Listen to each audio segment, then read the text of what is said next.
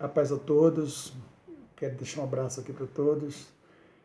Vamos fazer uma reflexão hoje. Eu quero falar sobre legalismo. O que é legalismo? Legalismo são regras e costumes, estatutos criados por pastores, né, para ajudar, para auxiliar, né, na disciplina dos irmãos, dos membros.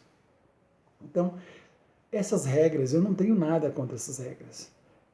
Pode ter. O problema é que eles deixam de ensinar a palavra do Senhor, substituindo pelas regras. E essas regras, elas não têm a capacidade de transformação, porque elas são carnais, né? Então, quando as pessoas guardam essas regras, elas se sentem seguras, sem necessidade nenhuma de dar transformação, do novo nascimento que é que a palavra de Deus fala, né? Então as pessoas se sentem, olha, estou agradando aqui ao meu pastor nas regras, eu ando de acordo, ele me pede, então eu estou bem, eu estou confortável, e com isso eles esquecem, né, da verdadeira mudança, que é a mudança real, que é a mudança espiritual, aonde você vai guardar todos os mandamentos do Senhor, que você vai ser irrepreensível diante de qualquer pessoa, no vestir, no falar, no seu trato,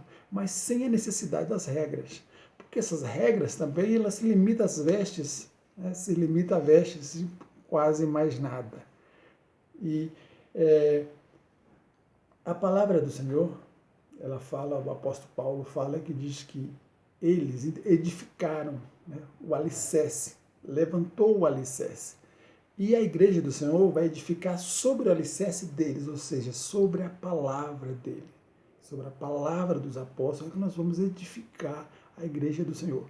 Mas as igrejas têm deixado muito de ensinar as cartas que foi dirigida à igreja, da igreja apostólica, para dar mais apoio, né, dar mais valor, né, a esses estatutos, a essas regras. E com isso os crentes ficam, né, sem conhecimento bíblico. E isso é uma grande perda para a nossa igreja, quando as pessoas se preocupam mais com as regras do que com a palavra do Senhor. Essas regras são impossíveis de transformar o crente, porque é voltar atrás, porque durante toda a lei de Moisés não teve um que guardasse a lei. Todos se perderam. Mas depois que Jesus morreu, agora não é mais pela lei, pela força da lei, mas agora sim, agora nós temos o Espírito Santo, esse que vai trabalhar na gente, vai nos convencer a cada dia do que nós temos que fazer melhor para o Senhor. Então, a gente temos que perceber, né, temos que sentir isso dentro da gente, que a cada dia nós temos que estar mudando, que nós não podemos aparar a nossa santidade em regras, em estatuto de igreja, seja lá qual for, né? Eu tenho aqui vou ler aqui uns dois versículos para vocês entenderem aí que essas regras, elas não trazem nenhum conhecimento bíblico, só que o conhecimento bíblico, ele traz bons costumes, traz bom caráter, né? E transforma de fato o crente. O apóstolo Paulo falou em Romanos 6, no versículo 6, sabendo isso que nosso velho homem foi com ele crucificado, para que o corpo do pecado seja desfeito, a fim de que não servimos mais ao pecado. Tem uma pessoa que não serve mais o pecado, que foi morto para o pecado, ele não precisa de regra não, meu irmão. Ora, se já morremos com Cristo, cremos que também com ele viveremos. O cidadão que já morreu com Cristo, ele não precisa de regras, essas regras são inúteis. Assim também, considerai-vos mortos, estou lendo Romanos aqui, 5, no versículo 11, assim também vós considerai mortos para o pecado, mas vivo para Deus em Cristo Jesus, nosso Senhor. Então, é a palavra do apóstolo Paulo falando aqui em Romanos. Então, a pessoa que já morreu para Cristo, ele não nem há necessidade de regras para ele.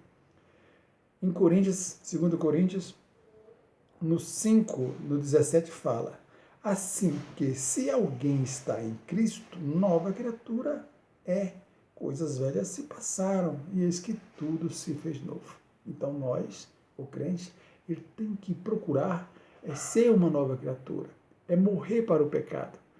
E essa necessidade é uma necessidade dura, é uma luta diária. Então, percebe que essas regras são ineficazes, não traz nenhum sentido essas regras apenas dizendo que são costumes, são bons costumes, mas são apenas usos e costumes que é para dar um conforto para aquelas pessoas, principalmente, né, essas pessoas que são mais conservadoras.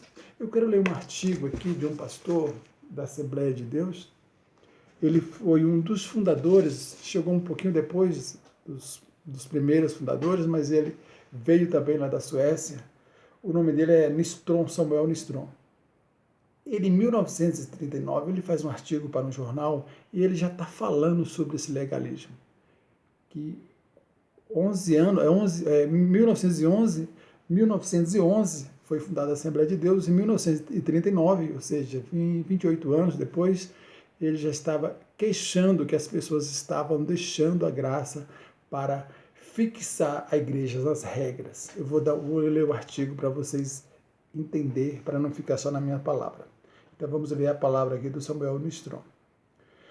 A palavra da graça não é regra sobre regra, nem é palavra usada como chicote de quem o homem se serve à sua vontade, mas é a palavra viva, vivificada pelo Espírito, portanto poderosa para arrancar do coração o jogo da vaidade, do formalismo, preconceito, que se manifestam em vaidade e posição de família, de saber e de traje. Ele falando que a palavra da graça não é regra, não é chicote, não é bater, mas é uma palavra vivificada, que ela arranca todo o mal. E a palavra é poderosa e opera de tal maneira que tanto homem como mulher se vestem com trajes honesta, com modéstia e sobriedade. Então, quando as pessoas conhecem a palavra de Deus, a palavra da graça, eles não precisam se preocupar que eles vão saber se vestir, vão saber se cuidar. Não precisa colocar uma regra, eu não coloco uma roupa assim, nem assado, porque isso é ineficaz. Olha, estatuto, continuando lendo o artigo, o estatuto pode até limitar as manifestações carnais, mas não consegue nada mais além disso. Os estatutos podem limitar, só limitar, mas não consegue mais. Agora, a palavra da graça, a palavra do Senhor, a palavra apostólica, porém, arranca o mal. Isso sim. Olha, a falta de fé em Deus e no poder da palavra, a falta de fé em Deus e no poder da palavra da graça tem feito muitas igrejas edificarem fora da pedra fundamental, acrescentando estatutos e leis à palavra da graça.